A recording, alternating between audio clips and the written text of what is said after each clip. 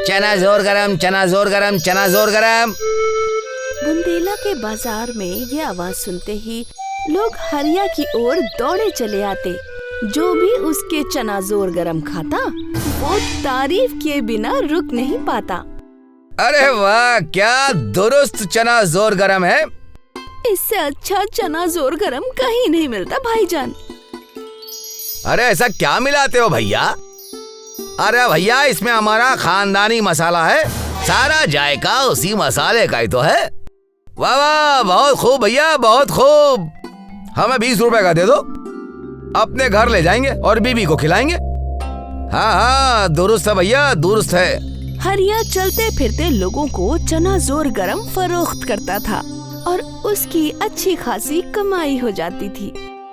संदीप हरिया को रोज देखता और रोज मन ही मन सोचता था, ये हरिया बिना दुकान और ठेले के बहुत ही बेहतरीन कमाता है, और एक हम हैं, भेल की दुकान डाल करके बैठे, एक भी ग्राहक नहीं आता है यहाँ। लगता है बुंदेला के लोगों को चना जोर गरम ज्यादा ही पसंद है। हाँ वो तो है। तो क्यों ना आप भी चना जोर गरम ही बेचें? अरे मैं भी वही सोच रहा हूँ। कल ही बाजार से चना जोर गरम और मसाले लेकर आता हूँ, फिर देखते हैं ये हरिया हमारे सामने कैसे ठहरता है। संदीप और उसकी बीवी को लग रहा था कि चना जोर गरम बेचना आसान होगा।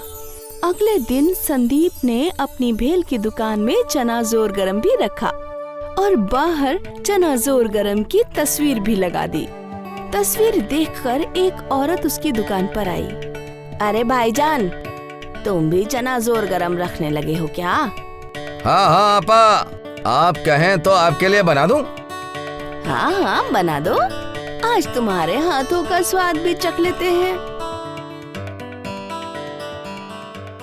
हरिया भाईजान के जितना अच्छा नहीं है। इसके बाद कई और लोगों ने संदीप का चना जोर गरम चखा और सब ने संदीप को यही बताया। और कुछ देर बाद जब हरिया घूमता घूमता वहाँ आ पहुँचा तो सारे ग्राहक उसके पास चले गए। अरे भैया, हमको 20 रुपए का दे दो, हमें भी। ग्राहकों को ऐसा भागता देख संदीप और जलने लगा।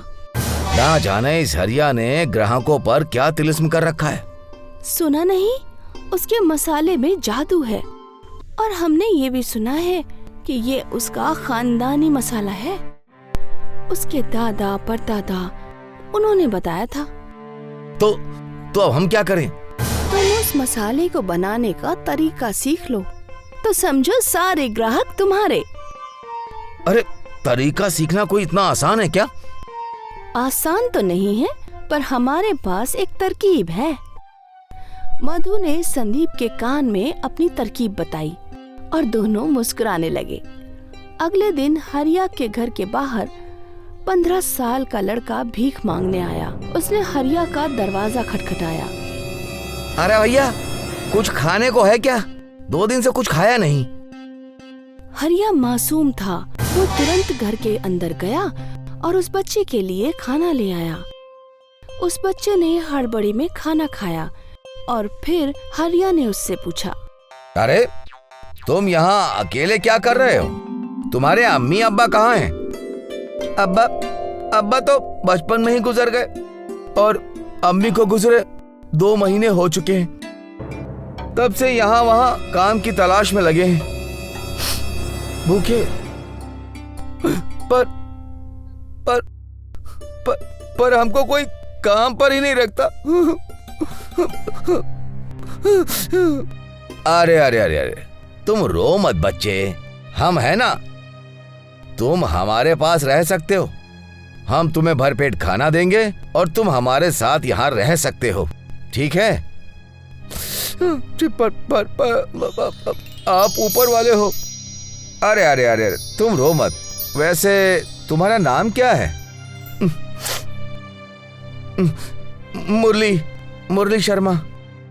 हाँ दुरुस्त है, आज से तुम हमारे साथ ही गुजारा करना। यहाँ तुम्हें किसी भी चीज की तकलीफ नहीं होगी। शुक्रिया भैया, बहुत बहुत शुक्रिया। हरिया ने यतीम मुरली को पनाह दी हरिया मुरली को बाजार ले जाता और घर के छोटे मोटे काम भी दिया करता। ये लो, 1 किलो टमाटर ले आना और ये 10 रुपए तुम रख लेना। तुम्हें कुछ खाने का मन करे तो खा लेना, ठीक है? शुक्रिया भैया। कुछ ही वक्त में मुरली हरिया के साथ घुल मिल गया। हरिया हमेशा अपना मसाला बावर्ची खाने का दरवाजा बंद करके बनाता था, लेकिन एक दिन मुरली ने बावर्ची खाने की खिड़की से सब कुछ देख लिया। कुछ वक्त के बाद मुरली हरिया के पास आया। हाँ, हम जा रहे हैं। अरे लेकिन कहाँ? वो बाजार में हमें हमारी चचा की बेटी मिल गई। अरे कौन? वो मेरी मधु आपा, उनकी बाजार में भेलपूरी की दुकान है। अरे तू संदीप का साला है, तो पहले जिक्र क्यों नहीं किया? आज बाजार में आपा मिली। उन्हें जब अम्मी के इंतकाल का पता चला तो रोने लगी और हमें अपने साथ रखने के लिए तैयार हो गई। अब हम आपको ज्यादा तकलीफ नहीं देंगे। आपने हमारा इतना ख्याल रखा, उसके लिए शुक्रिया। कोई बात नहीं, दुरुस्त है। हरिया समझ चुका था कि कुछ तो गड़बड़ है। मुरली को मधु ने भेजा था हरिया के मसाले का राज जानने के लिए। मुरली और मधु ने वो मसाला तैयार किया। एक बार खाओगे तो बार बार तलाश करोगे। चना जोर गरम स्पेशल जायके के साथ। आहा! एक बनाना भैया, देखते हैं तुम्हारे खास मसाले। हाँ हाँ, क्यों नहीं।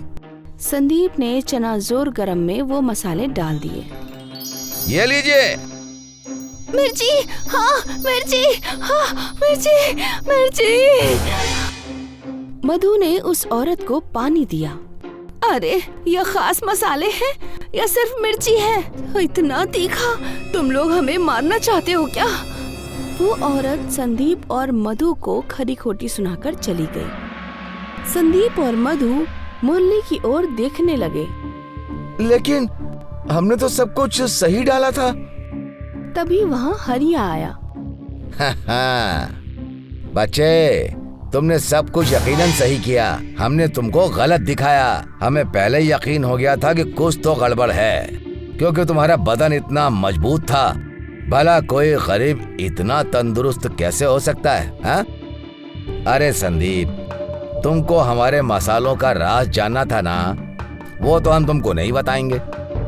पर हरिया समझदार था, उसने अपना राज ही रखा।